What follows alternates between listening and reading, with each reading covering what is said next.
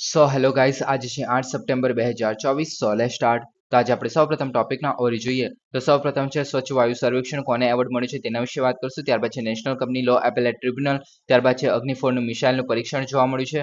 ત્યારબાદ છે national test house MOU થયું છે બી જોડે, એની અંદર આપણે બીના સ્ટાન્ડર્ડ જોવા મળે છે તેની પણ વાત કરશું. ત્યારબાદ છે બીપીએલએમ, તો આપણે રેઝિસ્ટન્સ મલ્ટીપ્લક ડ્રગ જોવા મળે છે ટ્યુબરક્યુલોસિસ માટે, તેના માટે છે. અને આની અંદર આપણે નેશનલ ટ્યુબરક્યુલોસિસ જે એલિમિનેશન પ્રોગ્રામ છે એના વિશે વાત કરશું. ત્યારબાદ છે એયુ અને પીઆરએલ વચ્ચે એમઓયુ થયું છે. ત્યારબાદ છે પ્રેસ યુવી આંખના ડ્રોપ્સ બનાવવામાં આવે છે. ત્યારબાદ છે નેશનલ ટાઈગર કન્ઝર્વેશન ઓથોરિટી કેમ ન્યૂઝમાં છે તેના વિશે વાત કરશું. ત્યારબાદ છે ટેકનિકલ કાપડ એટલે કે ટેકનિકલ ટેક્સટાઇલ, અને આની સાથે આપણે જે નેશનલ ટેકનિકલ ટેક્સટાઇલ મિશન છે એની પણ વાત કરશું. અને આની સાથે જોડાયેલું એક વિઝન નેક્સ્ટ પહેલ છે તેની પણ વાત કરશું. અને ત્યારબાદ હેતુનગરમ વન્યજીવ અભયારણ્ય કેમ ન્યૂઝમાં છે તેની વાત કરશું. અને આજનો લેક્ચર એ કન્ક્લુડ કરશું. So please subscribe, like and share જો તમને આજનો લેક્ચર ઇન્ટરેસ્ટિંગ લાગી રહ્યો હોય. તો આપણે સૌપ્રથમ ટોપિક છે સ્વચ્છ વાયુ સર્વેક્ષણ 2024. તો ગુજરાતની ડાયમંડ સિટીને આ એવોર્ડ મળ્યો છે. હવે ગુજરાતની ડાયમંડ સિટી એ તમને બધાને ખબર છે કઈ સિટી છે આપણી ડાયમંડ સિટી. તો આપણી સુરત સિટીને આપણે ડાયમંડ સિટી કહીએ છીએ. ઓકે, અને એવોર્ડ મળ્યો છે નેશનલ ક્લીન એર સિટીનો. ઓકે, આની અંદર ઇનામ આપવામાં આવ્યું છે 1.5 કરોડનું, એની સાથે ટ્રોફી અને પ્રમાણપત્ર પણ આપવામાં આવ્યું છે. ઓકે, અને આ સ્થાન જોઈએ તો જયપુર ખાતે આ આયોજન થયું હતું. કોના દ્વારા? તો પર્યાવરણ, વન અને આબોહવા પરિવર્તન મંત્રાલય એટલે કે minister of the environment and forest and climate change જે આપણે કહીએ છીએ, તો તેમના દ્વારા આ આયોજન કરવામાં આવેલું. કયો કાર્યક્રમ? તો નેશનલ ક્લીન એર પ્રોગ્રામ છે એની હેઠળ આ જે છે એવોર્ડ આપવામાં આવ્યો છે. ઓકે, હવે આની જો વાત કરીએ રેન્કિંગ અને સ્કોરની, તો પાછલો ક્રમ એટલે કે ભારતમાં 13મું સ્થાન હતું સૌથી સ્વચ્છ શહેર તરીકે ગયા વર્ષે. ઓકે, સુરતનું. અને આ વર્ષે જોઈએ તો સ્વચ્છ વાયુ સર્વેક્ષણમાં 2024માં પ્રથમ સ્થાન એને હાસિલ કર્યું છે. ઓકે, ટોટલ કેટલા સિટીએ ભાગ લીધેલો? તો 131 જે સિટી હતી એમાંથી જે સુરત છે એને પ્રથમ ક્રમ મેળવ્યો છે. એનો સ્કોર કેટલો છે સુરતનો? તો કે 200 માંથી ને 194 ગુણ જે છે એને મેળવ્યા છે. મુખ્ય સિદ્ધિઓની વાત કરીએ તો PM10 ને છે ઘટાડીને 12.71% ઘટાડો કરેલો PM10 નો. ઓકે, સુરતે. ઓકે, હવે મૂલ્યાંકન માપદંડ એટલે કે જે આપણે એવોર્ડ જે આપવામાં આવ્યો છે. ઓકે, તો એના જે સિટીને જે મૂલ્યાંકન કેવી રીતે કરવામાં આવેલું એના માટેના માપદંડ છે. ઓકે, તો એમાં જોઈએ તો સોલિડ વેસ્ટ મેનેજમેન્ટ સિટી દ્વારા કેવી રીતના હેન્ડલ કરવામાં આવતું હતું, રસ્તાની ધૂળને કેવી રીતના હેન્ડલ કરવામાં આવે છે, બાંધકામ અને જે તોડી પાડનાર જે કચરામાંથી ધૂળ ઉડે છે તેને આપણે કેવી રીતના હેન્ડલ કરેલું સુરતે. ત્યારબાદ છે વાહનોનું ઉત્સર્જન, ઔદ્યોગિક ઉત્સર્જન, તે બધાને કેવી રીતે હેન્ડલ કરેલું, જાહેર જાગૃતિના કાર્યમાં કેવી રીતે કરેલા, હવાની જે ગુણવત્તા છે એમાં કેવી રીતના સુધારો કર્યો. તો આવા બધા માપદંડોના આધારે જે સુરતને છે પ્રથમ ક્રમ મેળવ્યો છે. ઓકે, બધી સિટીઓમાંથી 131 માંથી. ઓકે, હવે આગળ સુરત દ્વારા જે પ્રયાસો જોઈએ તો સુરત મ્યુનિસિપલ કોર્પોરેશન દ્વારા પહેલો હાથ ધરવામાં આવેલી, જેમાં 5000 કરોડનો એનો ખર્ચો કરેલો. ઓકે, મુખ્ય પહેલમાં જોઈએ તો યાંત્રિક સફાઈ કામદારોનો ઉપયોગ કરીને રસ્તાઓ પરથી વાર્ષિક 4200 મેટ્રિક ટન જેટલી ધૂળ દૂર કરેલી. પછી ડોર ટુ ડોર કચરોને એકત્રિત કરવા માટે 35% ઈ વાહનોનો ઉપયોગ કરીને વાર્ષિક કાર્બન ડાયોક્સાઇડ ઉત્સર્જનમાં 7000 મેટ્રિક ટન જેટલો ઘટાડો કરેલો. વર્લ્ડ રિસોર્સિસ ઇન્સ્ટિટ્યુશનના સહયોગથી 280 ચાલુ પ્રોજેક્ટના સ્વચ્છ બાંધકામ માર્ગદર્શિકાનો અમલ કરેલો. ઓકે, અને જાહેર પરિવહનમાં વ્યવસ્થામાં 580 ઈ બસોનું સંચાલન કરે છે. ઓકે, તો આટલું બધું કરવામાં આવેલું સુરતને, ત્યારે એને પ્રથમ ક્રમ મેળવ્યો છે. ઓકે, હવે આપણો નેક્સ્ટ ટોપિક છે national company law appellate tribunal. Okay, તો national company law appellate tribunal જે છે એ અદાણીના પાવરની આગેવાની હેઠળ જે કન્ઝોર્ટિયમ દ્વારા પાવર જનરેટિંગ કંપની કોસ્ટલ એનર્જીના જે તાજેતરના સંપાદનને અસ્થાયી રૂપે અટકાવી દીધું છે. ઓકે, તો આપણે જાણવાની જરૂર નથી કે ન્યૂઝ શું છે. ઓકે, પણ આપણે જે નેશનલ કંપની લો ટ્રિબ્યુનલ છે એ મહત્વનું છે. ઓકે, તેના વિશે જાણવું જરૂરી છે. ઓકે, હવે તો આ શેના જોડે રિલેટેડ છે? તો કે જે આપણે કંપનીઝ હોય છે, ઓકે, જે પણ આપણી જે નોર્મલ કંપનીઝ હોય છે તેની સાથે હોય છે, એમના જે વિવાદ હોય છે. ઓકે, તો તેમને આપણે એક રીતે અપીલ આપવાનું કરે છે. ઓકે, અપીલનું કામ મતલબ અપીલ કોના તરફથી? કે જે આપણે નેશનલ કંપની જે લો ટ્રિબ્યુનલ જોવા મળે છે, તો એની અપીલ જે છે આપણે નેશનલ કંપની લો એપિલેટ ટ્રિબ્યુનલમાં જોવા મળે છે. ઓકે, અહીંયા એ એડ થાય છે. ઓકે, તો આ એપિલેટ બને છે. ઓકે, આના પહેલા જે છે કોઈ પણ જે કંપનીનો જે મુદ્દો હોય તે આપણે NCLTમાં જાય છે, નેશનલ કંપની લો ટ્રિબ્યુનલમાં. ઓકે, કોઈ પણ આપણે કંપનીનો કોઈ આપણે કોર્પોરેટ હોય તેની વાત કરે છે. ઓકે, કોઈ પણ કોર્પોરેટ ગવર્નન્સ હોય તેની વાત કરવામાં આવે છે. ઓકે, હવે આ જે છે કંપનીઝ એક્ટ 2013ની જે કલમ 410 છે એની હેઠળ અર્ધન્યાયિક સંસ્થા છે. ઓકે, તો આ યાદ રાખી શકો છો કે અર્ધન્યાયિક સંસ્થા છે. ઓકે, અને 1 જુલાઈ 2016 થી આ ચાલુ થયો. ઓકે, હેતુ જોઈએ તો પારદર્શિતાને પ્રોત્સાહન કરે છે, જે કોર્પોરેટ ગવર્નન્સમાં પારદર્શિતા વધારે છે. ઓકે, નાદારીની પ્રક્રિયામાં કાર્યક્ષમતામાં સુધારો કરે છે. નાદારીની પ્રક્રિયામાં કેવી રીતના? કે ધારો કે કોઈ કંપની છે અને એનું જે મતલબ નાદારી એટલે કે બેંકરપ્ટ થઈ ગઈ છે. ઓકે, તો એને હવે પોતાની જે મતલબ એસેટ્સ છે અથવા તો એને મતલબ પોતાની કંપની જે છે વેચી દેવી છે. ઓકે, બેંકરપ્ટ થઈ ગયો છે, તે પોતાના પૈસા તો ભેગા કરી શકતો નથી, તો એને એ મતલબ કંપનીમાંથી હવે છુટકારો મેળવે છે, જલ્દી બધી આપણે એનું વેચાણ કરવું છે તો તેમાં પણ જે નેશનલ કંપની લો ટ્રિબ્યુનલ છે એ હેલ્પ કરી છે. મતલબ એમાંથી જલ્દીથી જલ્દી છુટકારો મેળવવા માટે જે કેસની પતાવટ કરવાની હોય છે તો તે બધી ફટાફટ કરવાની ટ્રાય કરે છે 6 મહિનાની અંદર. ઓકે, તેના માટે આ ઇમ્પોર્ટન્ટ બને છે. ઓકે, પછી ભારતમાં જે કોર્પોરેટના વિવાદો છે એની નિરાકરણને ઝડપી બનાવે છે. ઓકે, તો આ બધું કામ કરે છે જે નેશનલ કંપની લો ટ્રિબ્યુનલ છે એ. અને જે નેશનલ કંપની એપેલેટ ટ્રિબ્યુનલ જે છે તો નેશનલ કંપની જે લો ટ્રિબ્યુનલ છે એની અંદરથી જે અપીલ દ્વારા એટલે કે કોઈ સેટિસ્ફાઈ ના હોય જે ડિસિઝન આપ્યું, ધારો કે તમે પોતાનું જ ઉદાહરણ લઈ લો કે તમે હાઈકોર્ટમાં ગયા છો અને તમે હાઈકોર્ટના ડિસિઝનથી સેટિસ્ફાઈડ નથી અને તમે અપીલ કરવા માંગો છો કે હું સુપ્રીમ કોર્ટમાં જઈશ, મને આ જજમેન્ટ જે આપ્યું છે એની સાથે હું મતલબ સેટિસ્ફાઈડ નથી. ઓકે, તો હું સુપ્રીમ કોર્ટમાં જઈશ. તેવી જ રીતે પણ જે કોર્પોરેટ ગવર્નન્સ હોય છે, મતલબ જે કોર્પોરેટના લોકો હોય છે, જે કંપનીના લોકો હોય તો તે જે છે આપણે એનસીઆરટી થી જો સંભવિત ના હોય, મતલબ કે સેટિસ્ફાઈડ ના હોય તો એ જે છે એ એનસીએલટી માં જાય છે, એટલે કે નેશનલ કંપની લો એપેલેટ ટ્રિબ્યુનલમાં જાય છે. અને નેશનલ કંપની લો એપેલેટ ટ્રિબ્યુનલમાં પણ સેટિસ્ફાઈ ન થાય તો એ જે છે સુપ્રીમ કોર્ટ અથવા તો હાઈકોર્ટમાં જઈ શકે છે. ઓકે, તો આ રીતે આપણું કામ ચાલે છે આની અંદર. ઓકે, હવે કાર્ય જોઈએ તો એ શું કરે છે પહેલા તો ઇન્સોલ્વન્સી એન્ડ બેનક્રપ્સી કોડ. ઓકે, તો બધાને ખબર છે આ શું છે. ઓકે, તો એના માટે જે છે 61 કલમ જે 61 હેઠળ એનસીએલટીઓ દ્વારા પસાર કરાયેલ જે આદેશો છે એની સામે અપીલો સાંભળે છે. ઓકે, તો જે આપણે જે આઈબીસી જે કોડ કહીએ છીએ, ઓકે, તો તેની હેઠળના પણ જેટલા આપણે કેસો હોય છે, ઓકે, તો એ પણ એનસીએલટીમાં જાય છે અને એનસીએલટી ને પછી અપીલો જે છે આની અંદર જાય છે. ઓકે, તો એ રીતે જે છે આપણે એને અપીલો પણ સાંભળવાનું કાર્ય કરે છે. પછી આઈબીસી ની કલમ 202 અને જે 211 હેઠળ જે insolvency and bankruptcy board of India જે છે તો આના પણ જે આદેશો છે, ઓકે, એની સામે પણ અપીલો સાંભળે છે. એટલે કે આ જે છે એનસીએલએટી જે છે એ એનસીએલટી એટલે કે આઈબીસી પછી એનસીએલટી ના જે એટલે દાવાઓ કરવામાં આવે છે, પછી આઈબીબી ના છે આઈબીબીઆઈ જે આપણે insolvency and bankruptcy board of India છે એની અપીલો પણ સાંભળે છે. પછી કોમ્પિટિશન કમિશન ઓફ ઇન્ડિયા તેના દ્વારા આપવામાં આવેલા જે આદેશો છે એની વિરુદ્ધ પણ કોઈ અપીલ કરે તો એની સામે પણ નિકાલ આપે છે. ઓકે, અને નેશનલ ફાઇનાન્સિયલ રિપોર્ટિંગ ઓથોરિટી તેની સામે પણ અપીલોની ટ્રિબ્યુનલ તરીકે ગણવામાં આવે છે. અને ભારતના રાષ્ટ્રપતિ દ્વારા ઉલ્લેખિત કાનૂની મુદ્દાઓ માટે સલાહકાર અધિકાર ક્ષેત્ર આપે છે. ઓકે, તો તમે સમજી શકો છો કે કેટલા બધા માટે આ એપેલેટ ટ્રિબ્યુનલ તરીકે કામ કરે છે. તમે જોઈશો કે એનસીએલટી માટે કામ કરે છે, પછી આઈબીબીઆઈ માટે કામ કરે છે, સીસીસીઆઈ માટે સીસીઆઈ માટે કામ કરે છે અને પછી national financial reporting authority. Okay, તો આ ચાર જે છે આ ચારની અપીલ જે છે આપણે એનસીએલટી એટલે કે નેશનલ કંપની લો એપેલેટ ટ્રિબ્યુનલમાં કરી શકીએ છીએ. ઓકે, તો આટલું તમારે ખ્યાલ રાખવું. ઓકે, મુખ્ય મથક જોઈએ તો આ નવી દિલ્હીમાં સ્થિત છે. ઓકે, રચના જોઈએ તો અધ્યક્ષ અને ન્યાયિક અને તકનીકી સભ્યોથી બનેલી હોય છે, જેની અંદર કેન્દ્ર સરકાર દ્વારા સંબંધિત ક્ષેત્રમાં જેમ કે કાયદો છે, નાણાં છે, એકાઉન્ટન્સી, મેનેજમેન્ટ અને વહીવટમાં કુશળતા અને અનુભવના આધારે નિયુક્ત કરાયેલા સભ્યો હોય છે. આ જો તમે નિયુક્ત કરવામાં આવે છે. ઓકે, ખાસ ધ્યાન રાખો. ઓકે, કેસોનો નિકાલ જોઈએ તો અપીલની પ્રાપ્તિ પર એનસીએલટીની સુનાવણીને તક આપ્યા પછી ઓર્ડર પસાર કરે છે. ઓકે, પ્રાપ્તિની તારીખના 6 મહિનાની અંદર અપીલોનો નિકાલ કરવાનું કાર્ય કરે છે. ઓકે, અને નિર્ણયો માટે સુપ્રીમ કોર્ટના અપીલ કરી શકે છે. ઓકે, તો આ જે છે મતલબ જો એનસીએલટી માંથી પણ કોઈ સેટિસ્ફાઈડ ના હોય નિર્ણય, ઓકે, તો એ જે છે સુપ્રીમ કોર્ટમાં ફરી અપીલ કરી શકે છે. ઓકે, એટલે કે હવે તમારે એક હાયરકી તમે ખાલી યાદ રાખી શકો છો કે જો એનસીએલટી માંથી અપીલ કરી શકાય છે, આઈબીબીઆઈ માંથી અપીલ કરી શકાય છે, સીસીઆઈ માંથી અપીલ કરી શકાય છે, નેશનલ ફાઇનાન્સ રિપોર્ટિંગ ઓથોરિટી જે છે એ અપીલ કરશે શેમાં કે એનસીએલટી માં અપીલ કરશે અને એનસીએલટી માંથી પણ જો અપીલ કરવી હોય તો આપણે સુપ્રીમ કોર્ટમાં કરી શકીએ છીએ. તો આ રીતે હાયરકી છે. ઓકે, એક રીતે આપણે ચેન્જ છે. ઓકે, તો આ રીતે તમે યાદ રાખી શકો છો. ઓકે, હવે શક્તિઓ જોઈએ તો પોતાની પ્રક્રિયાઓનું નિયમન કરવાની સત્તા ધરાવે છે. ઓકે, પછી સિવિલ પ્રોસિજર 1908 સહિત હેઠળ સિવિલ કોર્ટમાં જેટલા પણ જે સત્તાઓ હોય છે, મતલબ જે પાવર્સ હોય છે એની તો એના જેવી સત્તા છે આની પાસે, જેમ કે સાક્ષીઓને બોલાવી શકે છે, એની તપાસ કરાવી શકે છે, દસ્તાવેજોના ઉત્પાદનની આવશ્યકતા મતલબ એની માંગી શકે છે, દસ્તાવેજ ઇમ્પોર્ટન્ટ હોય તો એફિડેવિટ પર પુરાવા પ્રાપ્ત કરવા માટેની માંગી શકે છે, કમિશન જારી કરવું તો આ બધું કરી શકે છે. પછી કોર્ટ દ્વારા દાવો કરવામાં આવેલા જે હુકમનામાનું એવી જ રીતે અમલ કરી શકાય છે. એટલે કે જે આપણે સુપ્રીમ કોર્ટ અથવા હાઈકોર્ટ જેવી રીતે હુકમ કરે છે તેવી રીતે આનો પણ હુકમ કરી મતલબ આ જે હુકમ કરે એ અમલ કરી શકાય છે, એનો આદેશ જે છે માન્ય ગણવો પડે છે. ઓકે, પછી કંપનીઝની અધિનિયમ 2013 અથવા તો અન્ય કોઈ પણ કાયદા હેઠળ જે એનસીએલટી દ્વારા જો કોઈ આપણે મતલબ કાર્યવાહી કરવામાં આવી હોય તો તેના વિરુદ્ધ જે છે એ કોઈ પણ સિવિલ કોડ જે છે એ અને અધિકાર ક્ષેત્ર નથી. એટલે કે જે આપણે શું કહે કે કંપનીઝ અધિનિયમ 2013 છે અને આના જેવો બીજો કોઈ કાયદો હોય તો એના હેઠળ જે કોઈ પણ મતલબ જે કેસ હશે તો એ જે છે એનસીએલટી જે છે હેન્ડલ કરશે. બીજું કોઈ સિવિલ કોડ જે છે એનો અધિકાર ક્ષેત્રની બહાર છે એ વસ્તુ. ઓકે, પછી એનસીએલટી દ્વારા તેના અર્પણ શક્તિઓ હેઠળ લાવવામાં આવેલી કાર્યવાહી જે સંદર્ભમાં કોઈ પણ અદાલત અથવા તો સત્તા દ્વારા કોઈ મનાઈ હુકમ નથી. એટલે કે એનસીએલટી દ્વારા જો કોઈ આપણે ચુકાદો આપવામાં આવ્યો હોય તો એને જે છે મનાઈ નથી કરી શકાતી. આપણે અપીલ ચોક્કસ કરી શકીએ છીએ, પણ જ્યાં સુધી અપીલ કરીને પછી એનો નિર્ણય ના આવી જાય ત્યાં સુધી જે છે એ મતલબ હોલ્ડ પર રહેશે. અને જો નિર્ણય આવે ને જો આના કન્સિડરમાં જોઈએ તો એનો હુકમ તો ઓલરેડી માનવાનો છે. ઓકે, તો એ રીતે કામ કરે છે આપણી NCLAT. ઓકે, તો આ થઈ ગયું આપણું national company law appellate tribunal. Okay, હવે નેક્સ્ટ આપણે અગ્નિ 4 મિસાઇલ વિશે જોઈએ. હવે આપણે ઘણી વખત અગ્નિ 4 અને જે અગ્નિ મિસાઇલ્સ હોય છે, ઓકે, તેના વિશે આપણે ડિટેલમાં આપણે ડિસ્કસ કરેલું છે. પછી ક્રુઝ મિસાઇલ અને બેલિસ્ટિક મિસાઇલ વિશે પણ આપણે ઘણીવાર ડિસ્કસ કરેલું છે, એટલે અહીંયા ફરીથી મેં એકદમ ડિટેલમાં નથી જોતો. આપણે ખાલી ઉપર જે અગ્નિ 4 મિસાઇલ છે તેના વિશે જોઈશું આની અંદર. ઓકે, તો તાજેતરમાં ભારતે અગ્નિ 4 બેલિસ્ટિક મિસાઇલનું સફળ પરીક્ષણ કર્યું છે. ઓકે, તો તેની વાત કરીએ આપણે.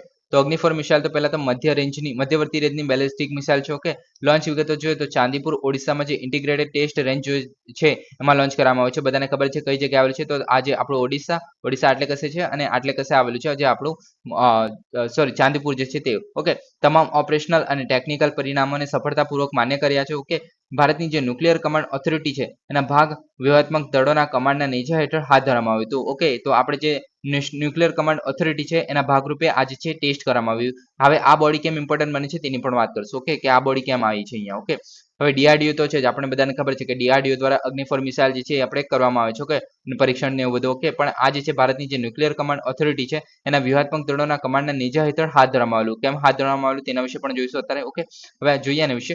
પહેલા તો વિશેષતા જોઈ લઈએ અગ્નિ 4 મિસાઇલની. ઓકે, તો પહેલા તો 4000 કિલોમીટર દૂરની જે લક્ષ્યાંકોને હિટ કરવાની ક્ષમતા ધરાવે છે. ઓકે, પછી 20 મીટર લાંબી મિસાઇલ છે અને 1000 કિલોગ્રામ જે પેલોડ છે એ વહન કરી શકાય છે. પેલોડ એટલે તમને બધાને ખબર જ હશે કે આપણે મટીરિયલ છે, બાયોલોજિકલ વેપન છે અથવા તો ન્યુક્લિયર વેપન છે, તો એ જે છે લઈ જવાની જે ક્ષમતા છે તેને પેલોડ કહેવામાં આવે છે. એટલે કે વજન કેટલું ઉઠાવી શકાય છે પોતાના વજન સાથે. ઓકે, તો તેને કહેવામાં આવે છે પેલોડ. ઓકે, હવે રોડ મોબાઈલ લોન્ચરથી ફાયર કરી શકાય છે. જે ટ્રક જોવા મળે છે, ઓકે, તેની પાછળ જે આપણે મૂકેલા હોય છે તેને આપણે કહેવામાં આવે છે રોડ મોબાઈલ લોન્ચર. ઓકે, પછી સરફેસ ટુ સરફેસ મિસાઇલ છે. ઓકે, ફ્યુઅલ સિસ્ટમની વાત કરીએ તો મોબાઈલ અને તે બે તબક્કામાં જે સોલિડ ફ્યુઅલ સિસ્ટમ જોવા મળે છે આની અંદર. Okay, defence research and development organisation દ્વારા ડિઝાઇન અને વિકસાવવામાં આવી છે. ઓકે, તો ડિઝાઇન અને વિકાસ જે છે આપણે DRDO કરવામાં આવે છે, જ્યારે પરીક્ષણ જે છે એ આપણે આ ન્યુક્લિયર કમાન્ડ ઓથોરિટી છે તેના હેઠળ કરવામાં આવે છે. ઓકે, હવે પહેલા તો આ સ્ટ્રેટેજી ફોર્સિસ કમાન્ડ જે છે એના વિશે વાત કરીએ તો એને કેટલીક વાર સ્ટ્રેટેજી ન્યુક્લિયર કમાન્ડ કહેવામાં આવે છે અને આની હેઠળ જ જે ન્યુક્લિયર કમાન્ડ ઓથોરિટી છે એનો ભાગ છે. ઓકે, તો આ તમારે યાદ રાખવું. ઓકે, તો જે ન્યુક્લિયર કમાન્ડ ઓથોરિટી છે એનો જ ભાગ છે. ઓકે,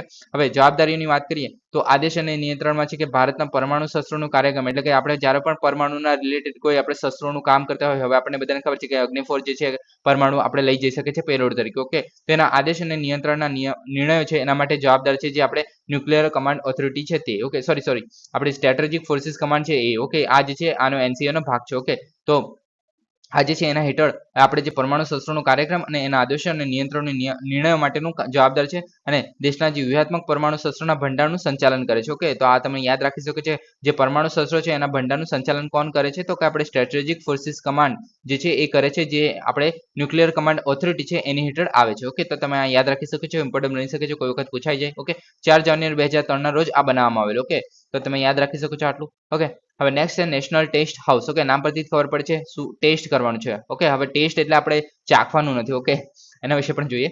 તાજેતરમાં સમગ્ર ભારતમાં ઉર્જા કાર્યક્ષમતાને પ્રોત્સાહન આપવા માટે નેશનલ ટેસ્ટ હાઉસ અને bureau of energy agency, okay, તો એના વચ્ચે સમજૂતીના કરાર થયા છે, MOU થયું છે, તેના વિશે વાત કરીએ. હવે પહેલા આપણે નેશનલ ટેસ્ટ હાઉસ વિશે વાત કરીએ. તો નામ પરથી ખબર પડશે કે ઉપભોક્તા બાબતો, ખાદ્ય અને જાહેર વિતરણ મંત્રાલય છે એના હેઠળ અગ્રણી સંસ્થા છે. ઓકે, હવે તમને અહીંયા મતલબ ક્વેશ્ચન થવો છે કે ઉપભોક્તા બાબત, ખાદ્ય અને જાહેર વિતરણ મંત્રાલય છે એના હેઠળ જ કેમ? ઓકે, તો પહેલા નામ પરથી ખબર છે ટેસ્ટ. ઓકે, ટેસ્ટ કરવાનું છે. જેમ કે આપણે આમાં લખ્યું છે કે જો આંતરરાષ્ટ્રીય અને રાષ્ટ્રીય ધોરણ અનુસાર ઉદ્યોગ, વાણિજ્ય, વેપાર વગેરે જે સંબંધિત પરીક્ષણ, માપાંકન અને ગુણવત્તા મૂલ્યાંકન છે તો એના સાથે વ્યવહાર કરે છે. એટલે કે ગુણવત્તા ચેક કરવાનું કામ કરે છે, ટેસ્ટ કરવાનું કામ કરે છે. ઓકે, આપણે ખાવાના ટેસ્ટ નથી વાત કરતા, પણ આપણે જે ગુણવત્તાનું મૂલ્યાંકન કરવાનું છે, પરીક્ષણ કરવાનું છે. ઓકે, માપાંકન કરવાનું છે. ઓકે, તો કોઈ પણ ગ્રાહક પાસે, ઉપભોક્તા પાસે કોઈ સામાન જઈ રહ્યો છે તે પ્રોપર છે કે નહીં, એની આપણે ક્વોલિટી થયું છે કે નહીં, કોઈ વેપાર મતલબ બહારથી આવ્યું છે, આપણે કોઈ વસ્તુને આયાત કરી છે તો એ જે છે આપણે નોર્મ સાથે મતલબ જોડાયેલું છે કે નહીં, બી ના સ્ટાન્ડર્ડ ફોલો કરે છે કે નહીં, તો આપણે સોનાનું કોઈ વસ્તુ હોય તો ISI માર્ક છે કે નહીં, તો એ બધું જે ચેક કરવાનું, એક રીતે ટેસ્ટ કરવાનું કામ કરે છે. તો એને કારણે જે ઉપભોક્તા બાબતો અને ખાદ્ય મંત્રાલય છે, ખાદ્ય અને જાહેર વિતરણ મંત્રાલય છે તેની હેઠળ રાખવામાં આવ્યું છે. ઓકે, તો તમે સમજી શકો છો કેમ. ઓકે, હવે ભારતની સૌથી મોટી મલ્ટી લોકેશનલ મલ્ટી ડિસિપ્લિનરી ઔદ્યોગિક કેન્દ્ર સરકારની પરીક્ષણ પ્રયોગશાળા છે. ઓકે, તો તમે નામ પરથી જોવા મળે છે કે સરકારની પરીક્ષણ પ્રયોગશાળા છે. ઓકે, હવે ઓફર કરેલી સેવા તો શું કરે છે? તો ટેકનિકલ કન્સલ્ટન્સી પ્રોવાઈડ કરે છે. ઓકે, તો કોઈ કંપનીને, ધારો કે કોઈ પ્રાઇવેટ કંપની છે અને એને જો મતલબ પોતાના જે પ્રોડક્ટ છે એને ચેક કરાવવું હોય તો એને કન્સલ્ટન્સી પ્રોવાઈડ કરી શકે છે. પછી પરીક્ષણ કરવામાં હેલ્પ કરી શકે છે, માપાંકન કરે છે, વિવિધ ક્ષેત્રોમાં ગુણવત્તાનું મૂલ્યાંકન કરે છે, રાષ્ટ્રીય અને આંતરરાષ્ટ્રીય બંને ધોરણોનું પાલન કરે છે. ઓકે, જેમ કે આપણે બી નું સ્ટાન્ડર્ડ થઈ ગયું છે, સ્ટાર રેટિંગ કહીએ છીએ, પછી આપણે સોના માટેનું જે ISI માર્ક કહીએ છીએ. ઓકે, તો એ બધું જે માપ કરવાનું કામ કરે છે, આંતરરાષ્ટ્રીયના બીજા બધા ધોરણો જોવા મળે છે. ઓકે, તો એના માટેનું કામ કરે છે. ઓકે, વિશેષતાઓની વાત કરીએ તો ડ્રોન પ્રમાણપત્ર માટે ભારતમાં અગ્રણી સરકારી સંસ્થા છે. ઓકે, તો તમે યાદ રાખી શકો છો, કેમ કે ડ્રોન અત્યારે ખાસ ન્યૂઝમાં રહેતા હોય છે. તો ડ્રોન માટેનું જે પ્રમાણપત્ર છે તો એ પણ આપણે નેશનલ ટેસ્ટ એજન્સી છે તેના દ્વારા જ આપવામાં આવે છે. ઓકે, યાદ રાખી શકો છો તમે. ઓકે, આની શાખાઓ છે તો કોલકાતા, મુંબઈ, ચેન્નઈ અને ગાઝિયાબાદમાં, પછી જયપુર, ગુવાહાટી અને વારાણસી, તો આટલી જગ્યાએ આ જોવા મળે છે. હવે આપણે એકવાર એવો ક્વેશ્ચન પૂછાઈ ગયેલો છે કે નેશનલ ગ્રીન ટ્રિબ્યુનલ છે. ઓકે, તો તેના જે શાખાઓ છે કઈ કઈ જગ્યાઓ આવેલી છે. ઓકે, તો તમે એવી રીતના ક્વેશ્ચન આનો પણ પૂછાઈ શકે છે કે કઈ કઈ જગ્યા આવેલી છે. ઓકે, તો તમે યાદ રાખી શકો છો કે કઈ કઈ જગ્યા છે. ઓકે, તો આ ઇમ્પોર્ટન્ટ બને છે એક રીતે. ઓકે, અને આ તમે અલગ પડે છે થોડું કે ડ્રોન નું પ્રમાણપત્ર પણ આપે છે, તો એ રીતે યાદ રાખી શકો છો આ તમે. ઓકે, પછી હવે નેક્સ્ટ આપણે બ્યુરો ઓફ એનર્જી એફિશિયન્સીની વાત કરીએ, BEE. ઓકે, તો આ ઘણી ફેમસ સંસ્થા છે. ઓકે, આપણે ખબર છે શેના માટે સ્ટાર રેટિંગ જે કહે છે, સ્ટાર રેટિંગ વિશે પણ વાત કરશું આની અંદર. ઓકે, હવે સ્થાપના છે તો ઉર્જા સંરક્ષણ અધિનિયમ 2001 ની જે જોગવાઈ છે એના હેઠળ 2002 માં એની સ્થાપના કરવામાં આવેલી. ઉદ્દેશ્ય છે તો ભારતીય અર્થતંત્રમાં ઉર્જાની તીવ્રતામાં ઘટાડો કરવાનો છે. ઓકે, ધ્યાન રાખજો, તીવ્રતામાં ઘટાડો કરવાનો છે. ઓકે, તીવ્રતા એટલે કે જે આપણે કોઈ મતલબ બલ્બ વાપરી રહ્યા છો. ઓકે, તો એ જે બલ્બ છે એ ઓછા આપણે મતલબ ઓછી એનર્જી, ઓછી વીજળીનો ખર્ચ કરીને વધારે પ્રકાશ આપે તો એ જે છે આપણે તીવ્રતામાં ઘટાડો કર્યો કહેવાય. ઓકે, કેમ કે ઓછામાં આપણે વધારે ઓપ્ટિમાઇઝેશન કર્યું કહેવાય. ઓકે, તો એને કારણે આપણે ઉર્જાની જે તીવ્રતામાં છે એ ઘટાડો કરવાનો છે. યુઝમાં ઘટાડો કરવાનું નથી કીધું, આપણે તીવ્રતામાં ઘટાડો કરવાનો છે. ઓકે, યુઝ કરવા માટે મતલબ જ્યાં જરૂર હોય ત્યાં તો યુઝ કરવું બને છે. ઓકે, હવે કાર્યોની વાત કરીએ તો નિયુક્ત ગ્રાહકો, એજન્સીઓ અને અન્ય જે સંસ્થાઓ છે એના સાથે સંકલન કરે છે અને હાલના સંસાધનો અને ઇન્ફ્રાસ્ટ્રક્ચર સાથે ઇન્ફ્રાસ્ટ્રક્ચરને ઓળખે છે અને તેનો ઉપયોગ કરે છે અને ઉર્જા સંરક્ષણ અધિનિયમ હેઠળ સોંપેલા કાર્યો કરે છે. ઓકે, હવે આની અંદર નિયમનકારી કાર્યો જોઈએ તો રેગ્યુલેટરીના કાર્યો છે. આપણે ગઈકાલે નિયમનકારોની વાત કરેલી ઘણા બધા. ઓકે, તો તેની વિશે પણ આપણે ગઈકાલે જોયું કે આપણે PFRDA છે, IRDAI છે, તો તેને રેગ્યુલેટ કરવાનું કામ કરે છે. આપણે કઈ આપણે અત્યારે જે બોડી છે, કઈ કમિટી છે તેના દ્વારા આપણે કરવામાં આવે છે, તમારે કોમેન્ટ કરવાનું છે. આપણે ગઈકાલે જે આપણે ડિસ્કસ કરેલું બહુ સારી રીતે પહેલો ટોપિક હતો. ઓકે, ધોરણો અને લેબલિંગ હેઠળ જે સાધનો છે એના ઉપકરણો માટે જે લઘુત્તમ ઉર્જા પ્રદર્શન ધોરણ છે એ વિકસાવવાનું છે. ઓકે, નામ પરથી ખબર પડે છે કે બી છે કે bureau of energy agency. Okay, તો એ જે છે ધોરણો અને લેબલિંગ હેઠળ સાધનો અને ઉપકરણ માટે લઘુત્તમ ઉર્જા પ્રદર્શન ધોરણો વિકસાવવાના છે. એટલે કે આપણે જે લઘુત્તમ ઉર્જાનો ઉપયોગ કરીને એક સ્ટાન્ડર્ડ આપણે મતલબ ઉત્પન્ન કરવાનું છે. ઓકે, વ્યાપારી ઇમારતો માટે લઘુત્તમ ઉર્જા પ્રદર્શન ધોરણો વિકસાવવાનું છે. ઓકે, વ્યાપારી ઇમારતો એટલે કે જે આપણે કમર્શિયલ બિલ્ડિંગ જે કહે છે, જેમ કે હોટલ થઈ ગઈ, એવી બધી વાત થઈ ગઈ. ઓકે, પછી નિયુક્ત ગ્રાહકો માટે ઉર્જા વપરાશના ધોરણો વિકસાવવાના છે અને આ જે નોડલ મંત્રાલય છે કોના દ્વારા, તો કે શક્તિ મંત્રાલય જે છે આનું નોડલ મંત્રાલય છે. ઓકે, તમે યાદ રાખી શકો છો. ઓકે, હવે એના સ્ટાન્ડર્ડ અને ધોરણ અને લેબલિંગની વાત કરીએ આપણે તો પહેલા તો આ પ્રોગ્રામમાં જે ઔદ્યોગિક મશીનરી સહિતના ઉપકરણો અને જે સાધનો છે એની શ્રેણી સમાવેશ થાય છે. ઓકે, હવે તમને એ ખ્યાલ હોવો જોઈએ કે આપણે જે ઔદ્યોગિક મશીનરી એટલે કે જે આપણે ઇન્ડસ્ટ્રીમાં યુઝ થતી હોય છે તો તેમના માટે પણ એક મતલબ સ્ટાન્ડર્ડ બહાર પાડવામાં આવે છે બી દ્વારા, પણ એ થોડું અલગ હોય છે. આપણે જે નોર્મલી આપણે જે તમે આ સ્ટીકર તો તમે ઘણી વાર જોયું હશે તમારા ફ્રીજ પર, એસી પર અથવા કોઈ પણ જે ઇલેક્ટ્રિક વસ્તુ હશે તેના પર મોસ્ટલી જોવા મળે છે. ઓકે, જેટલા આપણે સ્ટાર વધારે હશે તેટલું જે એની એનર્જી એફિશિયન્સી એટલે કે ઓછી એનર્જીનો ખર્ચ કરીને એ વધારે આઉટપુટ પ્રોવાઈડ કરશે, વધારે કામ કરી આપશે, તો તેને કહેવાય છે એનર્જી એફિશિયન્સી. ઓકે, એની એફિશિયન્સી એ સારી હોય છે. ઓકે, તો એના આધારે જે આ છે લેબલિંગ આપવામાં આવે છે કે જે આપણે જે વ્યાપારી છે, ઓકે, જે ગ્રાહક છે, ઓકે, તે માહિતગાર હોય છે. ઓકે, વપરાશકર્તાઓને ઉર્જા કાર્યક્ષમતા વિશે માહિતગાર કરે છે કે એટલે કે ધારો કે કોઈ એસી છે. ઓકે, અને આપણે કોઈ 10-15 ટનનું એસી લીધું છે અને એ વધારે ઉર્જા ખાય છે અને એની સામે આપણે ભલે થોડું મોંઘું હોય પણ એની સામે જો આપણે વધારે સ્ટાર રેટિંગ વાળું હોય, ઓકે, પણ આપણે જે છે લોકો એ વધારે પ્રિફર કરશે કેમ કે આ જે છે વીજળીનો બચાવ કરશે અને આ જે છે સસ્તું તો હશે પણ જે વીજળીનો જે ખર્ચો હશે ઘણો વધારે હશે. ઓકે, તો એ રીતે જે છે આપણે આ રીતે સ્ટાન્ડર્ડાઇઝ કરવાનું કામ કરે છે અને વપરાશકર્તાઓને ઉર્જા કાર્યક્ષમતાને વિશે માહિતગાર કરે છે. ઓકે, કે ઉર્જા ક્ષમતા આપણે કેવી રીતે વિકસાવી શકીએ છીએ એના વિશે પણ માહિતગાર કરે છે. ઓકે, બી સ્ટાર રેટિંગની વાત કરીએ તો બી જે છે તેમના ઉર્જા કાર્યક્ષમતાના આધારે ઉપકરણોને સ્ટાર રેટિંગ આપે છે. ઓકે, અને ઉચ્ચ સ્ટાર રેટિંગ મતલબ કે સારી ઉર્જા કાર્યક્ષમતા દર્શાવે છે. ઓકે, આ તો બધાને ખબર છે. ઓકે, ફરજિયાત અને સ્વૈચ્છિક લેબલ્સ એટલે કે કેટલીક સાધનોની જે શ્રેણીમાં છે એમાં ફરજિયાત લેબલિંગ કરવું આવશ્યક હોય છે અને જ્યારે અન્ય જે છે એ સ્વૈચ્છિક હોય છે. એટલે કે બધી જગ્યાએ લેબલિંગ કરવું એ ફરજિયાત નથી હોતું. જ્યાં બી કહે છે ત્યાં ઇમ્પોર્ટન્ટ હોય છે, બાકી બધી જગ્યાએ જરૂરી નથી કે સ્ટાર લેબલિંગ હોવું જોઈએ. ઓકે, હવે નેક્સ્ટ છે BPLM રેજિમેન્ટ. ઓકે, તો કેન્દ્રીય આરોગ્ય મંત્રાલયે તાજેતરમાં રાષ્ટ્રીય ક્ષય નાબૂદી કાર્યક્રમ હેઠળ મલ્ટી રેઝિસ્ટન્ટ ટ્યુબરક્યુલોસિસના સારવાર માટે BPLM પદ્ધતિ રજૂ કરી છે. ઓકે, હવે BPLM પદ્ધતિ જે છે એક રીતે આપણે આની અંદર અલગ અલગ ડ્રગ્સનો સમાવેશ થાય છે. હવે તમે આ જાણો એના પહેલા જે મલ્ટી રેઝિસ્ટન્ટ ટ્યુબરક્યુલોસિસ છે એ શું છે તેના વિશે ખબર હોવી જોઈએ. ઓકે, હવે પહેલા એના વિશે આપણે એક મિનિટ. હવે જો એના પહેલા આપણે જોવું પડે કે મલ્ટી ડ્રગ રેઝિસ્ટન્ટ ટ્યુબરક્યુલોસિસ છે એ શું છે. ઓકે, હવે મલ્ટી ડ્રગ રેઝિસ્ટન્સ વિશે તમને સાંભળ્યું જશે. ઓકે, કે ધારો કે જે આપણે બેક્ટેરિયા હોય છે. ઓકે, બેક્ટેરિયા જે છે આપણે કોઈ દવાઓ જે છે આપણે કન્ટિન્યુઅસલી મતલબ લઈએ છીએ. ઓકે, અને એનો જે આપણે સરખી રીતે ડોઝ ના લેતા હોય અથવા તો એના આપણે ડોક્ટરે કીધું હોય કે ભાઈ તમે 5 દિવસની દવા લેજો પણ તમે 2 દિવસમાં સારું લાગવા માંડ્યું એટલે તમે 2 દિવસ પછી છોડી દીધી એને. ઓકે, તો એને કારણે જે છે આ બેક્ટેરિયા જે છે એ આ જે દવાઓ હોય છે તેની સામે એક રીતે રેઝિસ્ટન્સ ઉત્પન્ન થાય છે, એક રીતે પ્રતિકાર ઉદ્ભવે છે. જેથી શું થાય છે કે આપણે ધારો કે એકવાર તમને ડોક્ટરે કીધું કે ભાઈ 5 દિવસ તમારે આ ગોળી લેવાની છે. ઓકે, અને તમે 2 દિવસમાં એને પૂરી કરી નથી, 2 દિવસમાં મતલબ લીધી અને પછી તમે મૂકી દીધી કે 5 દિવસ સમય સુધી કન્ટિન્યુ નહીં કર્યું. કે તો એને કારણે શું થશે કે જે થોડા ઘણા જે બેક્ટેરિયા તમારા શરીરની અંદર બચી ગયા છે તો તેની પાસે શક્તિ આવી જશે અને આ જે દવાઓ હતી આગળ જે તમે લીધી, ઓકે, તેની સામે રેઝિસ્ટ કરવાની, એક રીતે પ્રતિકાર કરવાની. ઓકે, હવે તમે જો ફરીથી બીમાર પડશો એટલે કે તમે હવે પૂરી રીતે તો સાજા થયા નથી કેમ કે તમારી અંદર થોડા ઘણા બેક્ટેરિયા છે. હવે તમે ફરીથી બીમાર પડશો અને ફરીથી તમે ડોક્ટર પાસે જશો તો તમને એ જે છે એ ગોળીઓ જે છે એ સેમ નહીં આપે. હવે જે પહેલા જે ગોળી આપેલી એના કરતાં વધારે સ્ટ્રોંગ હશે અને વધારે લાંબા પીરિયડ માટે પણ હોઈ શકે છે કેમ કે જે બેક્ટેરિયા છે એ મતલબ ડ્રગ રેઝિસ્ટન્સ થઈ ગયા છે. ડ્રગ માટે રેઝિસ્ટન્ટ એટલે દવાઓ માટે રેઝિસ્ટન્ટ એટલે પ્રતિકાર કરતા થઈ ગયા છે. એને કારણે જે ડોક્ટર છે તમને વધારે મજબૂત દવા આપશે અને વધારે સ્ટ્રોંગ દવા આપશે. ઓકે, જે તમારા શરીર પર આડઅસર પણ કરી શકે છે. ઓકે, તો આ જે આપણે ટેકનિક છે. ઓકે, તો એ જ વસ્તુ છે એ ટ્યુબરક્યુલોસિસમાં થાય. ઓકે, તો તેને કહેવામાં છે multi drug resistant tuberculosis. Okay, tuberculosis આપણે રોગ છે બધાને ખબર છે કે શેના દ્વારા થાય છે, કમેન્ટ કરીને કહેજો. ઓકે,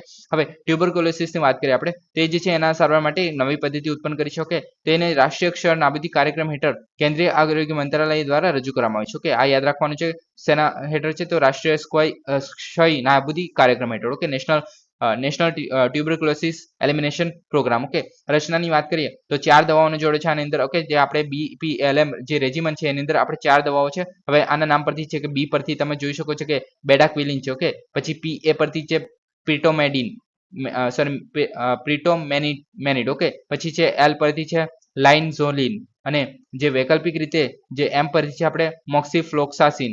ઓકે, તો આ જે 4 દવાઓ છે એના નામ પરથી આપણે આ નામ બનાવવામાં આવે છે MPPLM. ઓકે, તો આ જે રેજિમનનું નામ છે. ઓકે, હવે central drug standard control organisation એટલે આપણે થોડા દિવસ પહેલા ડિસ્કસ કરેલું. ઓકે, તો તેના દ્વારા મંજૂર કરાયેલી નવી એન્ટી ટીબી દવાઓ પ્રિટોમેડિન જે છે એનો પણ આની અંદર સમાવેશ કરવામાં આવ્યો છે. કે આ હાલમાં જ અત્યારે ઇન્ક્લુડ કરવામાં આવી છે આપણે ટીબી માટે. ઓકે, હવે અસરકારકતાની વાત કરીએ તો જે સલામતી અને અસરકારકતા તો પરંપરાગત જે MDR ટીબી એટલે કે જે મલ્ટી ડ્રગ રેઝિસ્ટન્સ ટ્યુબરક્યુલોસિસ છે. ઓકે, એના સવારની સરખામણીમાં વધુ સુરક્ષિત અને વધુ અસરકારક છે. ઓકે, કેમ કે આપણે આના માટે વધારે આપણે હાનિકારક જે ગોળીઓ લેવી પડે અથવા તો લાંબા સમય માટે જે ગોળી લેવી પડે છે એના કારણે જે શરીર પર છે એ વધારે પડતા ખરાબ અસર જોવા મળે છે. ઓકે, તો એવી અસર નહીં આ જે રેજિમ બનાવવામાં આવ્યું છે. ઓકે, રેજિમન જે બનાવવામાં આવ્યું છે એની અંદર આ જે વધુ સુરક્ષિત અને વધુ અસરકારક છે અને શરીર પર ઓછી મતલબ જે તમે જોઈ શકો છો આમાં લખ્યું છે કે ઓલ ઓરલ રેજિમનમાં એકંદરે ગોળીનો ભાર ઓછો હોય છે. ઓકે, કેમ કે ગોળી આપણે ઓછી લેવી પડે છે જે આપણે વધારે લેવી પડતી કેમ કે મલ્ટી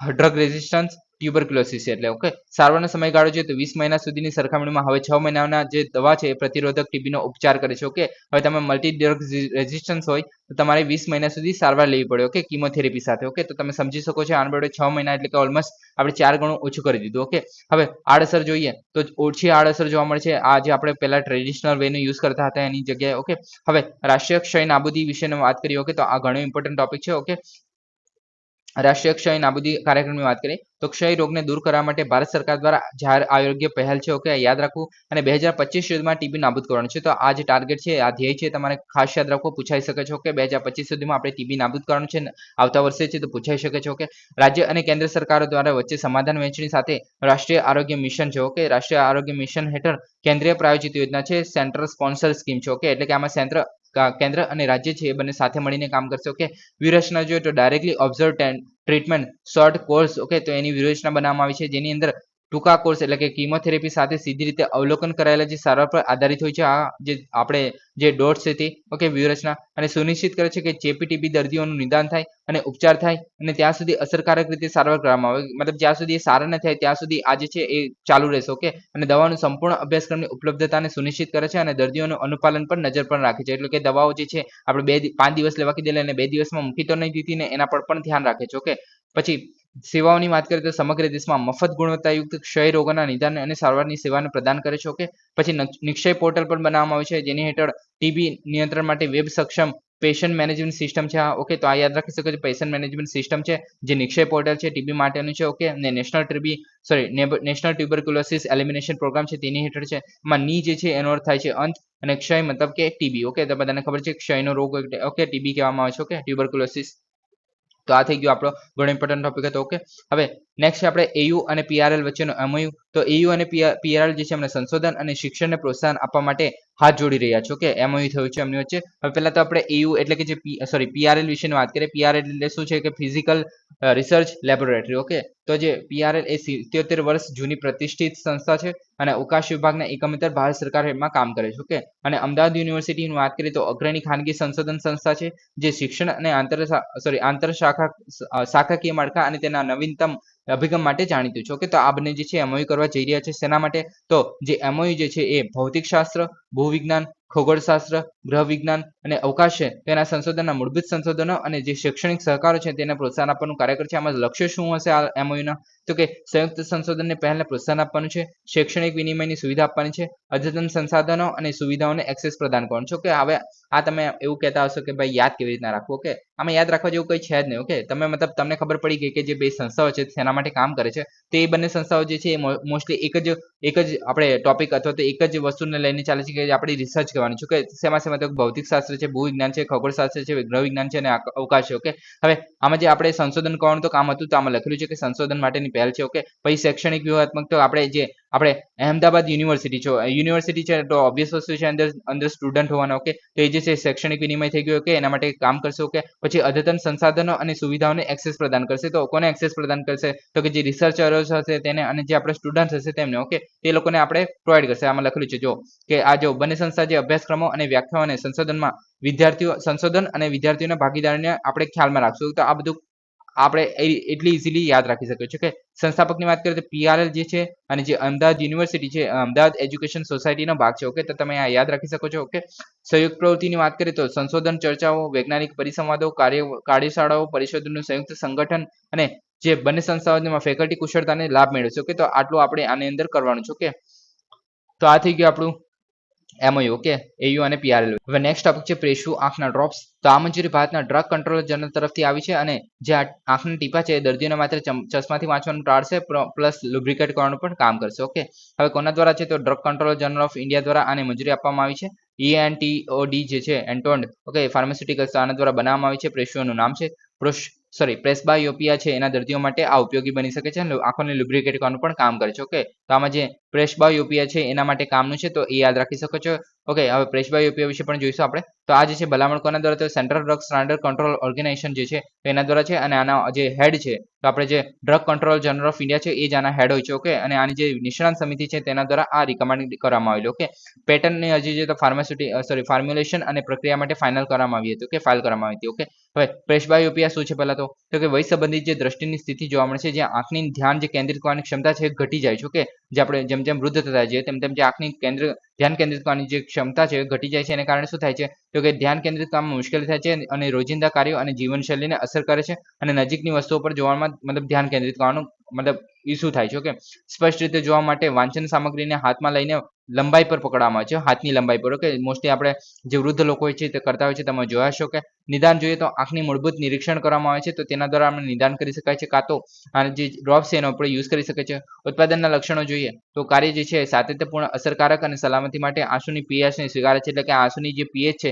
તેની સાથે આ મેચ થશે એને કારણે જે આંખનું કોઈ પ્રકારનું નુકસાન નહીં થાય. ઓકે, ઉપયોગ જોઈએ તો વર્ષો સુધી વિસ્તૃત ઉપયોગ કરી શકાય છે અને કોઈ નુકસાન નહીં થાય અને વાંચન ચશ્માની જરૂરિયાતને દૂર કરે છે. એટલે કે આપણે જે વૃદ્ધ લોકો માટે ખબર હશે કે એમને જે ચશ્મા હોય છે એમાં બહિર્ગોળ અને અંતર્ગોળ લેન્સ બંને જોવા મળશે. ઓકે, તો અહીંયા જે છે આપણે ઓલમોસ્ટ આપણે બહિર્ગોળ લેન્સ જોવા મળે છે અહીંયા. ઓકે, અહીંયા નીચેના ભાગમાં અને ઉપર જે છે નોર્મલ અંતર્ગોળ લેન્સ જોવા મળે છે. ઓકે, અથવા તો નોર્મલ પણ શકે છે. જ્યારે આપણે ન્યૂઝપેપર વાંચતા હોય છે ત્યારે બહિર્ગોળ લેન્સનો ઉપયોગ કરતા હોય છે તે લોકો તમે જોયું હશે વૃદ્ધ લોકોના ચશ્મા. ઓકે, હવે આંખોને લ્યુબ્રિકેટ કરવાનું કામ કરે છે તો આ ચશ્માની જરૂરને ટાળે છે. ઓકે, જે આ જે ડ્રોપ છે તે. ઓકે, હવે નેક્સ્ટ જોઈએ national tiger conservation authority NTCA. Okay, તો ભારતના જે સંરક્ષણવાદી સંગઠનો છે એ જે આપણે NTCA છે એના દ્વારા આદેશ આપવામાં આવેલા કે જે ગ્રામવાસીઓ છે એમને ગેરકાયદેસર સ્થળાંતર કરવું પડેલું, તો એ જે છે આપણે ફરીથી મતલબ એ લોકોની જે માંગ છે એ સ્વીકારવાનું કીધું છે કે આજે ગેરકાયદેસર જે સ્થળાંતર કરી રહ્યો છે તો તેને રોકવું. ઓકે, તો એવી માંગ છે જે ભારત બહારના સંરક્ષણવાદી સંગઠનો છે તેમના દ્વારા. ઓકે, હવે આપણે એ તો ઇમ્પોર્ટન્ટ નથી પણ આપણે નેશનલ ટાઈગર કન્ઝર્વેશન ઓથોરિટી વિશે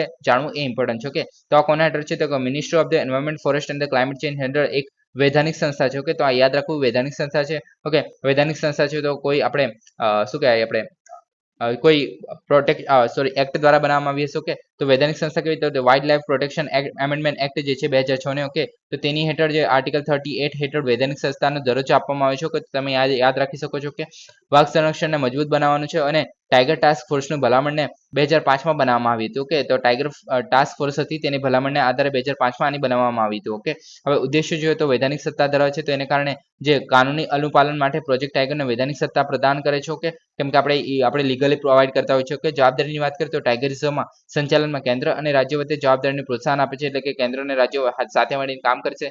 સંસદીય દ્વારા દેખરેખ રાખવામાં આવે છે આની. ઓકે, ટાઈગર રિઝર્વની અંદર આસપાસના જે સ્થાનિક લોકો છે એની આજીવિકા હેતુ માટે પણ સંબંધિત છે. ઓકે, હવે આને કારણે આપણે ઘણી વખત એવું જોવા મળે છે કે જ્યારે આપણે જંગલો છે, ફોરેસ્ટ રાઇટ એક્ટ છે. ઓકે, તો એમાં જે જૂના ઘણા બધા મતલબ મિસમેચિસ હતા એને કારણે જે છે આપણે જે મેઘાલય છે અથવા તો મણિપુરી છે અને આ બધા જે જગ્યા છે મતલબ એ લોકોએ તકલીફ વેઠવી પડે, જે ટ્રાઇબલ લોકો છે એમને. ઓકે, હવે મતલબ એને સાથે પણ સરેકિત કરવાનું ટ્રાય કરવામાં આવી રહ્યું છે. ઓકે, હવે રશિયાની વાત કરીએ તો minister of the environment, forest and climate change છે એના આપણે પ્રભારી જે અધ્યક્ષ છે આના. ઓકે, પછી વાઇસ ચેરપર્સન તરીકે minister of the environment, forest and climate ચેન્જના રાજ્યમંત્રી હશે તે હશે, અને 3 સભ્યો જે છે એ સચિવ હશે. ઓકે, સંસદના 3 સભ્યો હશે એને સચિવ જે છે અને અન્ય સભ્યો પણ આની સાથે હશે. ઓકે, સભ્યોમાં તો આટલા આપણે આની અંદર સભ્યો જોવા મળે છે. ઓકે, હવે શક્તિઓ અને કાર્યોની વાત કરીએ.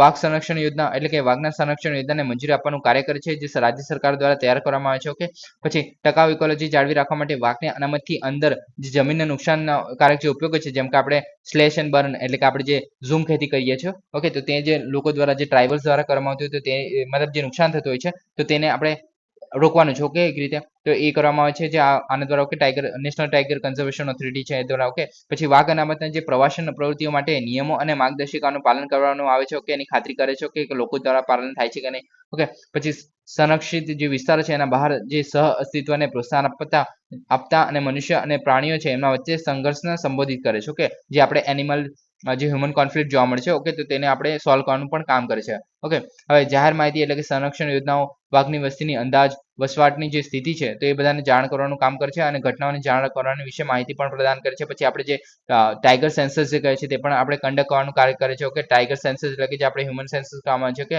ઇન્ડિયન મતલબ સેન્સસ ઇન ધ સેન્સ કે આપણે વસ્તી ગણતરી. ઓકે, તો એ કરવામાં આવે છે વાઘની. ઓકે, તે પણ કરવામાં આવે છે. ઓકે, જે આપણે વાઘની વસ્તીનો અંદાજ. ઓકે, લખેલું છે. ઓકે, સંશોધન અને દેખરેખની વાત કરીએ તો વાઘના સંશોધન અને દેખરેખની મંજૂરી આપે છે.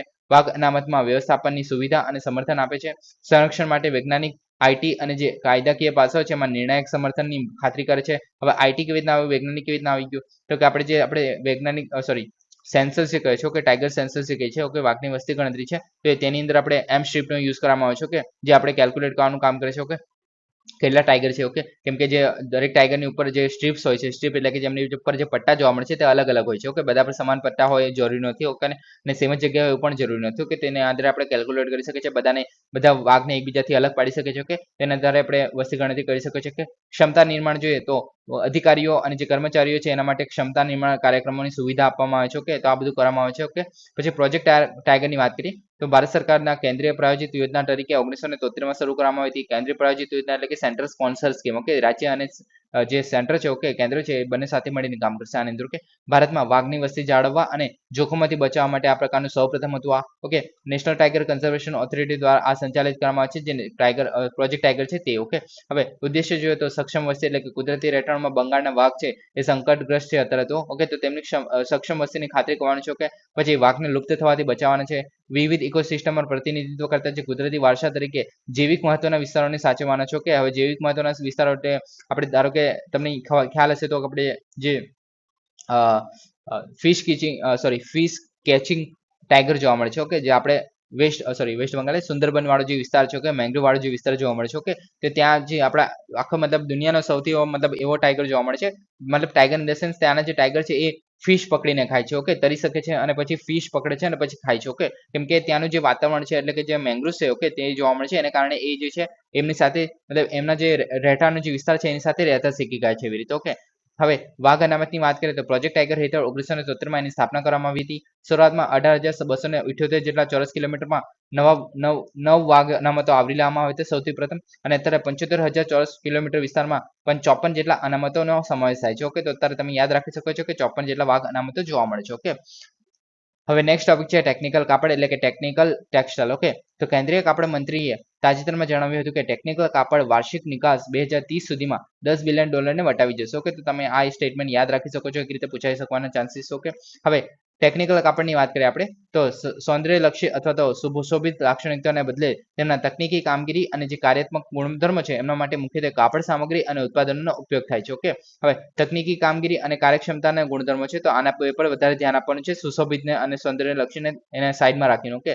હવે તકનીકી કામગીરી કેવી રીતના હેલ્પ કરી શકે છે તો કે મતલબ અન્ય ટર્મ્સની વાત કરીએ તો ઔદ્યોગિક કાપડ હોઈ શકે છે. ઔદ્યોગિક કાપડ એટલે શું તો કે ધારો કે કોઈ કંપનીમાં કામ કરતો હોય અને આગ વધારે પડતી એવું હોય તો એના માટે સ્પેસિફિક કાપડ હોઈ શકે છે. પછી કાર્યાત્મક કાપડ હોઈ શકે છે, પ્રદર્શન માટેના કાપડ હોઈ શકે છે, કોઈ જગ્યાએ આપણે ફેશન શો કરવાનું છે તેની અંદર, પછી ઇજનેરી કાપડ હોઈ શકે છે કે કોઈ કાપવાનો કોઈ વધારે ધારદાર જો કોઈ વસ્તુ હોય તેનો વાગે નહીં, પછી અદ્રશ્ય કાપડ હોઈ શકે છે, આવું તો ખબર નહીં બને છે કે નહીં, પછી હાઈટેક ટેક્સટાઇલ હોઈ શકે છે, ઓકે. તો આ બધાનો સમાવેશ થાય છે આની અંદર, ઓકે.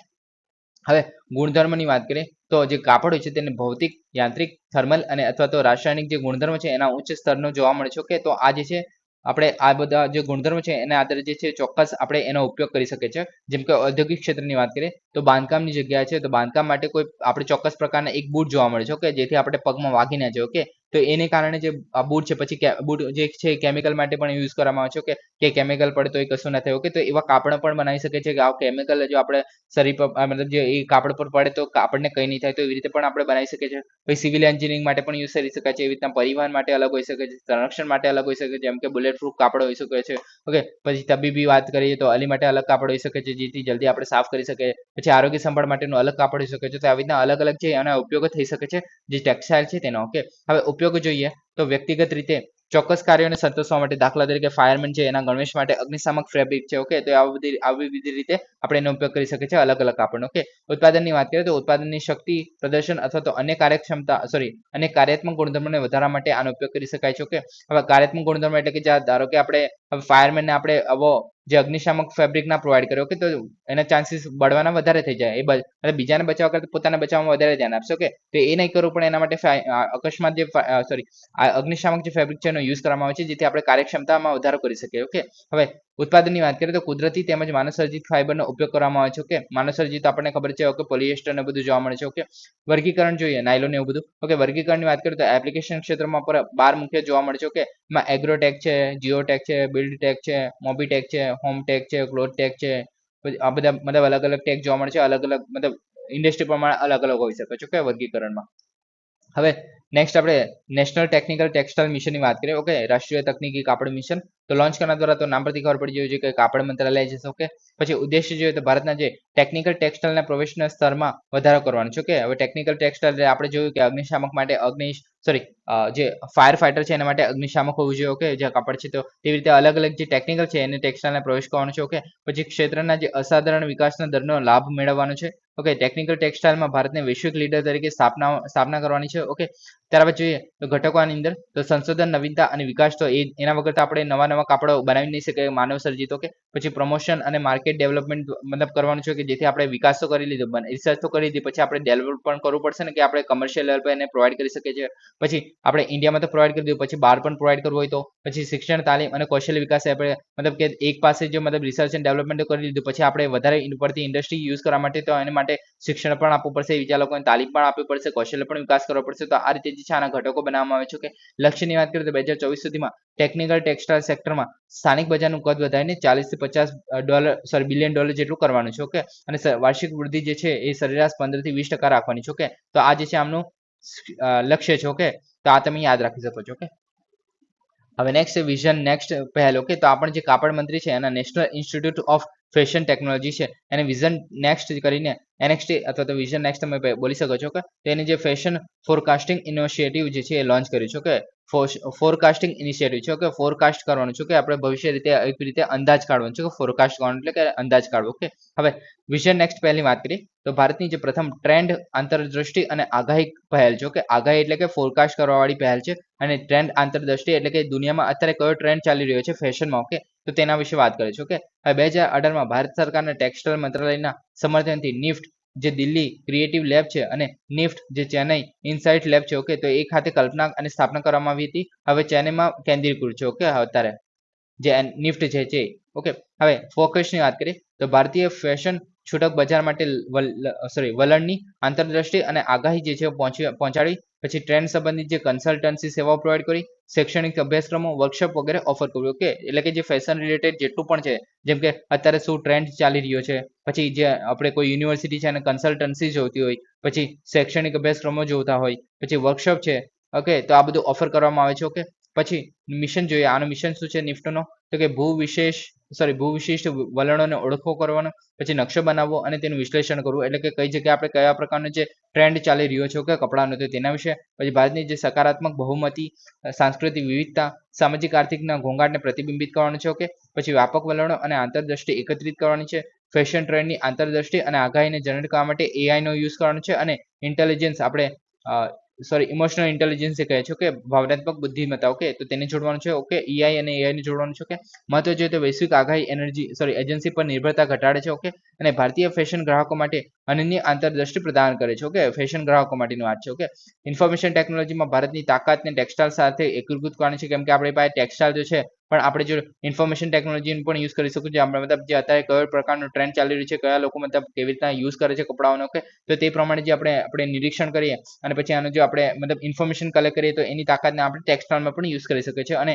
કૃત્રિમ અને માનવ બુદ્ધિને જોડવાનું કામ કરે છે. ઓકે, હવે આધાર જોઈએ તો વિઝન નેક્સ્ટ પોર્ટલ દ્વારા હિન્દી અને અંગ્રેજીમાં ઉપલબ્ધ છે આ વસ્તુઓ. ઓકે, અને વણકર ઉત્પાદકો, છૂટક વિક્રેતાઓ, સ્થાનિક વ્યવસાયો, સ્વદેશી ડિઝાઇનર્સ અને ફેશન બ્રાન્ડ્સ છે, તો આ બધા માટે આ જે છે ફ્રીમાં અવેલેબલ છે. ઓકે, જે વિઝન નેક્સ્ટ પોર્ટલ છે તેની ઉપર. ઓકે, તો આ બધા એક્સેસ કરી શકે છે આ લોકો.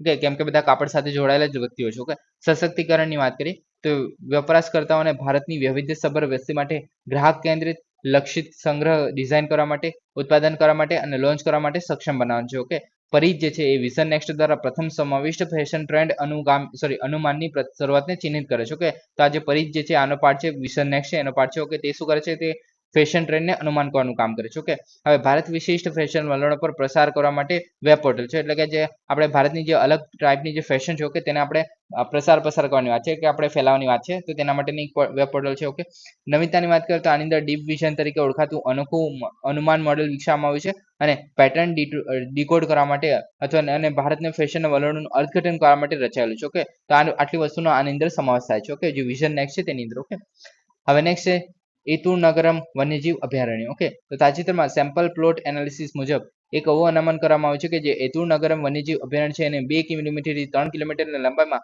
200 હેક્ટર ઊંડા જંગલ વિસ્તારને અંદાજે 50,000 વૃક્ષો જે છે એ કાપી નાખવામાં આવે છે. ઓકે, હવે એ તો આપણા માટે ઇમ્પોર્ટન્ટ એક રીતે તો કહી શકાય, કેમ કે આપણે મતલબ ભારતમાં જઈએ છીએ. ઓકે, એના માટે પણ આપણે હવે કઈ જગ્યા છે તે મહત્વનું છે. ઓકે, હવે એતુર નગરમ વન્યજીવની વાત કરીએ તો 1953માં એની ઘોષણા કરીને વન્યજીવ અભયારણ્ય તરીકે બનાવવામાં આવેલું મહારાષ્ટ્ર, છત્તીસગઢ અને તેલંગાણાની સરહદો પર જોવા મળે છે. ઓકે, તો તમે અહીંયા જોઈ શકો છો, આ છે આપણું મહારાષ્ટ્ર, તમે અહીંયા જોઈ શકો છો આ મહારાષ્ટ્ર છે, પછી આ છે આપણું છત્તીસગઢ. ઓકે, છત્તીસગઢ અહીંયા સુધી આવે છે. ઓકે, અને તેલંગાણા આ બાજુ છે. ઓકે, તો આ ત્રણેના એક રીતે જંકશન પણ જોવા મળે છે. ઓકે, હવે નદીઓની વાત કરીએ તો બારમાસી નદી જે દયામ વાગુ છે આ અભયારણ્યમાંથી વહે છે અને આના કરતા પણ ઇમ્પોર્ટન્ટ જે ગોદાવરી નદી છે એ આ અભયારણ્યમાંથી પસાર થાય છે. તો આ ઇમ્પોર્ટન્ટ ગોદાવરી નદી છે આમાંથી પસાર થાય છે એટલે ઇમ્પોર્ટન્ટ બને છે, યાદ રાખવું. ઓકે, દર 2 વર્ષે યોજાતા જે એશિયાનો સૌથી મોટો આદિવાસી ઉત્સવમાંનો જે સમક્કા સરક્કા જે જાત્રા છે. ઓકે, તો આ જોવા મળે છે, તો આ પણ યાદ રાખવો છે, ઇમ્પોર્ટન્ટ બનશે, કેમ કે આ જગ્યા થાય છે ને સમક્કા સરક્કા જે છે ઇમ્પોર્ટન્ટ જે છે તહેવાર છે. ઓકે, હવે વનસ્પતિની વાત કરીએ તો ઉષ્ણકટિબંધીય શુષ્ક પાનખર જંગલો જોવા મળે છે, વનસ્પતિ જોવા મળે છે જેની અંદર શાક, વાંસ અને વૃક્ષો જેમ કે મધુકા અને ટર્મિલિયા જે છે સમુદ્ર જોવા મળે છે. ટર્મિનલિયાથી સમૃદ્ધ જોવા મળે છે.